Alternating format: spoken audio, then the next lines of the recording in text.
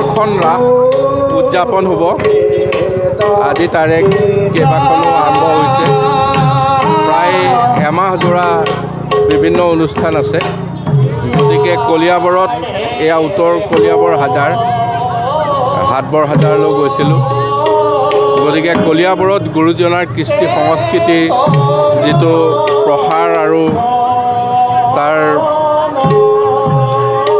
আমাক ধৰি ৰাখিবলৈ যিখিনি ব্যৱস্থা কৰিছে, কলিয়াবৰ ৰাইজে এতিয়া এইটো জাতীয় কৰ্তব্য কৰিছে বুলি ভাবিছোঁ। তেখেতসকলক সেইকাৰণে এই সময়ত আমি একেষাৰ উৎসাহ দিবলৈ উপস্থিত হৈছোঁ আৰু আশা কৰিছোঁ কলিয়াবৰীয়া এই পৰম্পৰা আমাক জাতীয় জীৱনত সহায় কৰিব।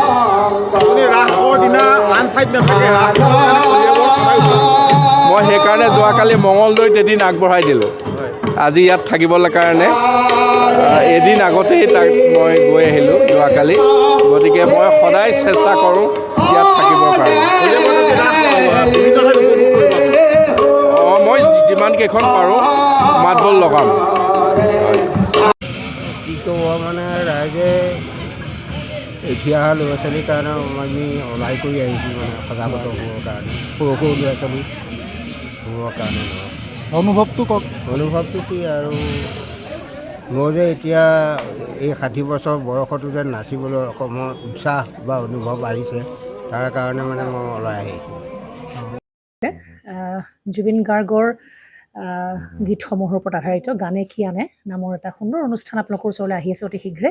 অহা 15 আগষ্টৰ পৰা ধেমাজিৰ পৰা প্ৰথম অডিশ্যন আৰম্ভ হ'ব আৰু সেই অডিশ্যনৰ যোগেদি বিভিন্ন কণ্ঠশিল্পীসকলে যিসকলে এই অনুষ্ঠানত যোগদান কৰিব বিচাৰে তেওঁলোকে এই অডিশ্যনৰ যোগেদি আগবাঢ়ি আহক আৰু জুবিন গাৰ্গৰ বহুত ভাল লগা গান আমি সদায় শুনি আহোঁ।